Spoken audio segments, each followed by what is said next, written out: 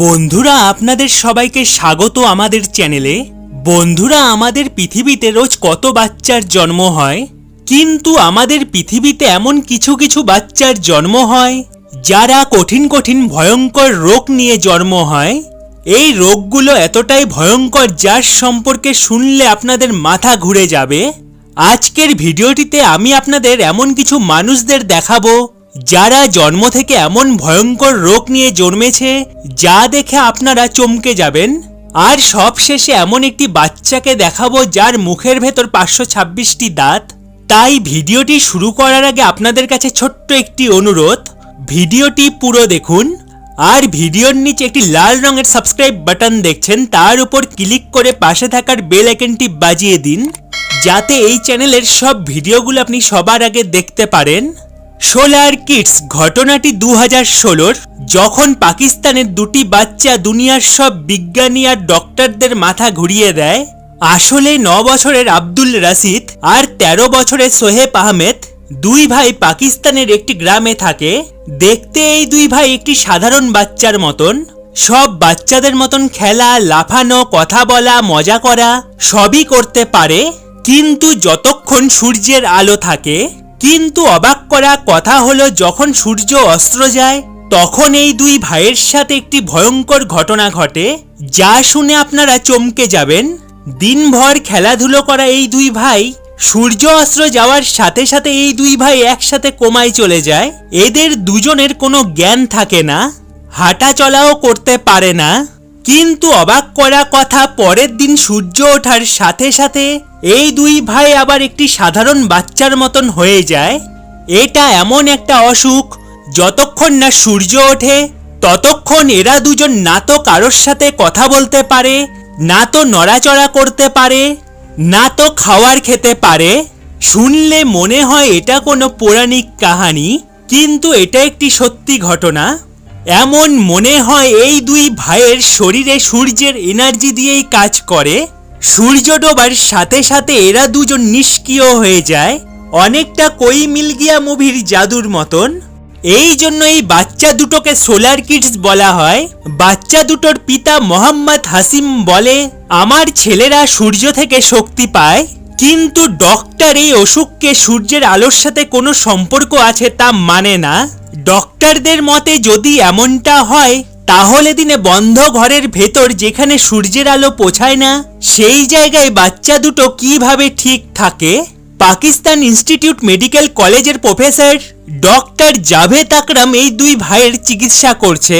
এই দুই ভাইয়ের ভালো করে পরীক্ষা করা হয়, এমনকি দেশ বিদেশের ডক্টররাও পরীক্ষা করে। তারপর জানা যায় এই দুই ভাই একটি অদ্ভুত অসুখে আক্রান্ত, যাকে ম্যাসথেনিয়া সিনড্রোম বলা হয়। এটা একটি খুবই ভয়ঙ্কর অসুখ যা কোটিতে একজনের হয়, আর পুরো দুনিয়াতে 600 জন মানুষ এই অসুখে আক্রান্ত। ডক্টর এই অসুখের জন্য পরিবারের জিনকেই দায়ী করেছে, আর ডক্টরের চিকিৎসায় বাচ্চা দুটো ধীরে ধীরে সুস্থ হচ্ছে। অর্পিত গোহিল, আপনারা কি শরীরের বাইরে কাউকে হৃদয় কাঁপাতে দেখেছেন? আমি জানি আপনাদের উত্তর হবে না, কিন্তু গুজরাটে এমনই একটি ঘটনা সামনে এসেছে যা মেডিকেল আর সায়েন্সকে চমকে দিয়েছে। আহমেদাবাদ থেকে 40 কিলোমিটার দূর ছাপড়া গাঁওয়ে থাকা 18 বছর বয়সের অর্পিতের হৃদয় জন্ম থেকে শরীরের বাইরে। তার হৃদয়ের কাঁপা সব মানুষ দেখতে পারে। অর্পিত একটি ভয়ঙ্কর অসুখের সাথে লড়ছে। অর্পিত এটা নিয়েই জন্মেছে। এছাড়া অর্পিত খুবই ভাগ্যবান, কারণ বেশিরভাগ ক্ষেত্রে এরকম বাচ্চা জন্মের কিছুক্ষণ পরেই মারা যায়। কিন্তু অর্পিত একটি সাধারণ মানুষের মতনই জীবন কাটাচ্ছে, আর অর্পিতের এতে কোনো সমস্যা হয় না। সে সব কাজই করতে পারে, বাইক চালানো থেকে শুরু করে ট্র্যাক্টর চালানো, গাছের ওপরে ওঠা। অর্পিতের পিতা বলে, জন্মের পর অর্পিতের শরীরের বাইরের হৃদয় দেখে ডক্টররাও ভয় পেয়ে গিয়েছিল, এমনকি ডক্টর, আশেপাশের মানুষ আর বাড়ির মানুষেরাও ভেবেছিল যে অর্পিত মরে যাবে। কিন্তু অর্পিতের আজ 18 বছর বয়স আর সে একদম সুস্থ আছে।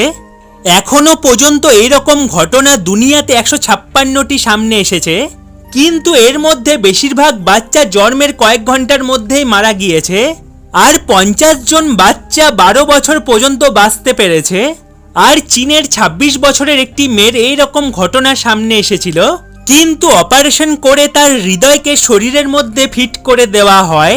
রবীন্দ্রনাথ, বাঘ সিংহের মতন বড় বড় শিকারীর মাত্র ৩০টির মতন দাঁত থাকে, শেয়াল আর কুকুরের ৪২টির মতন দাঁত থাকে, শার্কের প্রায় ২৮০ থেকে ৩০০র মতন দাঁত থাকে।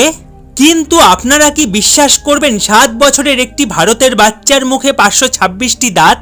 কিন্তু আপনারা কি বিশ্বাস করবেন ৭ বছরের একটি ভারতের বাচ্চার ৫২৬টি দাঁত রয়েছে?